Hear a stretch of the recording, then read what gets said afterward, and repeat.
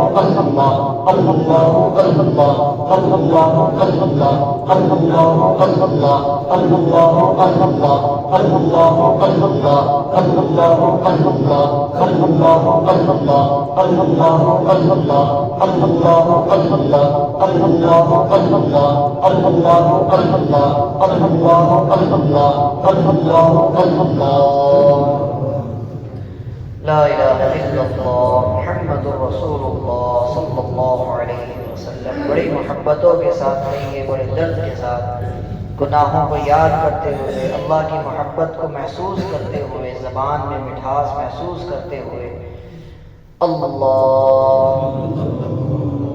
अल्लाह अल्लाह अल्लाह अल्लाह अल्लाह अल्लाह अल्लाह अल्लाह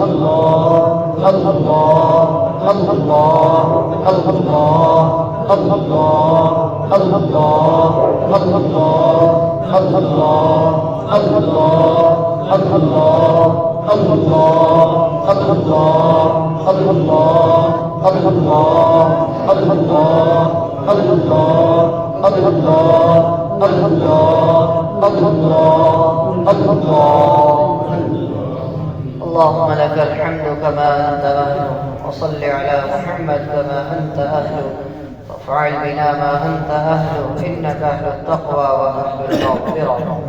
اللهم ربنا آتنا في الدنيا حسنة وفي الآخرة حسنة وقنا عذاب النار. يا أحد الصمد الذي لم يلد ولم يولد ولم يكن له كفوا أحد، لا إله إلا أنت سبحانك إني كنت من الظالمين. وعنت الوجوه للحي القيوم وقد خاب من حمل ظلما. يا رب لك الحمد كما ينبغي لجلال وجهك وعظيم سلطانك. يا رب صل وسلم دائما أبدا على حبيبك خير الخلق كلهم. اے اللہ آپ بہت عظیم ہیں، اے اللہ آپ بہت بڑے ہیں، اے اللہ آپ رحمان و رحیم ہیں، اے اللہ آپ آسمانوں کو بنانے والے ہیں، اے اللہ زمینوں کو بچھانے والے ہیں، اے اللہ آسمان کو بلندیوں پر لگانے والے ہیں، اے اللہ زمین کو ہمارے لیے رہنے لائق بنانے والے ہیں، اے اللہ آپ نے پہاڑوں کو ڈھوکا اے اللہ سمندروں کو پیدا کیا، اے اللہ چاند کو ٹھنڈک عطا فرمائی، اے اللہ سورج کو گرمی عطا فرمائی، اے اللہ آپ نے زمین میں ہماری ضرورت کی ہر چیز رکھ دی، اے اللہ آپ نے ہمارے لیے رہنے کا بہترین انتظام فرمایا، اے اللہ ہمیں آپ نے بہترین صحتیں عطا فرمائی، اے اللہ بہترین آنکھیں عطا فرمائی، اے اللہ بہترین کان عطا فرمائے، اے اللہ بہترین دل عطا فرمایا، اے اللہ بہترین نظام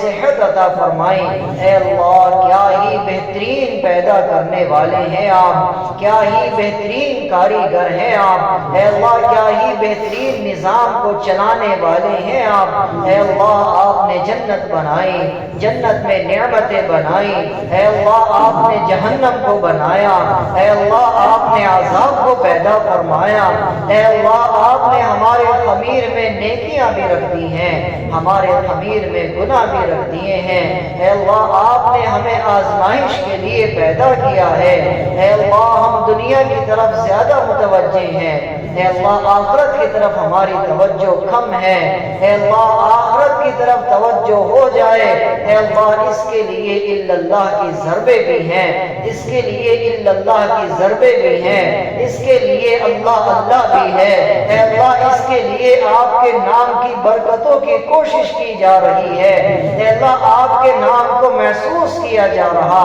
اے اللہ دل میں اتارنے کی کوششیں ہیں، اگرچہ یہ دل بڑا ناپاک ہے، اس دل میں کینہ بھی ہے، حسد بھی ہے، بغض بھی ہے، اے اللہ اس دل میں بڑے بڑے جرم ہیں، اے اللہ یہ دل بڑا گناہوں سے بھرا ہوا ہے، اے اللہ اس دل پر چوٹیں مارنے کی کوشش ہے، الا اللہ کی چوٹیں لگ جائیں، اللہ اللہ کی چوٹوں سے یہ دل دھل جائے، اے اللہ آپ کے نبی نے بتایا تھا جب مسلمان گناہ کرتا ہے تو دل پر سیاہ داغ لگ جاتا ہے اور یوں دل کالا پڑ جاتا ہے، اے اللہ مجھے محسوس ہوتا ہے میرا دل کالا ہے، اے اللہ ہمیں محسوس ہوتا ہے ہمارا دل سیاہ ہو چکا ہے، اے اللہ آپ کے نبی نے بتایا، اے اللہ آپ کے محبوب نے بتایا، اے اللہ محمد مصطفیٰ صلی اللہ علیہ وسلم نے بتایا،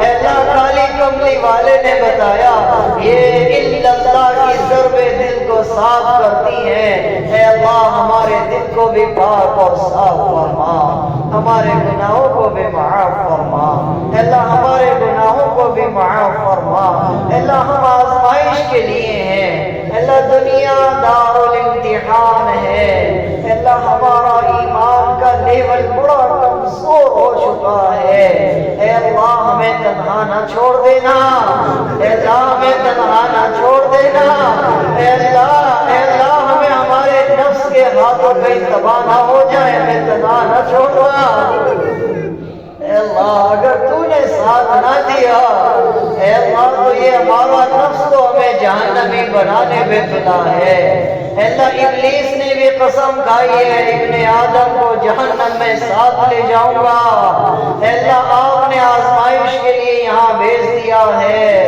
اے اللہ تنہا نہ چھوڑ دینا، اے اللہ ماں بھی تو تنہا نہیں چھوڑتی، باپ بھی تو تنہا نہیں چھوڑتا، اے اللہ وہ مٹی سے بنی ہے، اے اللہ جب اس کے سامنے اولاد روتی ہے، اے اللہ وہ بھی پسیج جاتی ہے، اے اللہ وہ اپنی اولاد کو تکلیف میں دیکھے، اے اللہ وہ بھی سہم جاتی ہے، اے اللہ ہم سب تکلیف میں ہیں، اے اللہ ہم سب تکلیف میں ہیں، اے اللہ ہمیں جہنم کی طرف سے بڑی تکلیف ہے، قبر کے عذاب کی طرف سے بڑی تکلیف ہے، اے اللہ کہیں ہمارا نفس ہمیں قبر کے عذاب کا مستحق نہ بنا دے مولا، کہیں جہنم کا مستحق نہ بنا دے مولا، اے اللہ اے رحیم اللہ اے کریم اللہ اے پتھر کے پجاریوں کو صحابہ بنا دینے والے اللہ، اے وہ اللہ جو فرعون کو بھی معاف کرنے کو تیار ہو گیا تھا،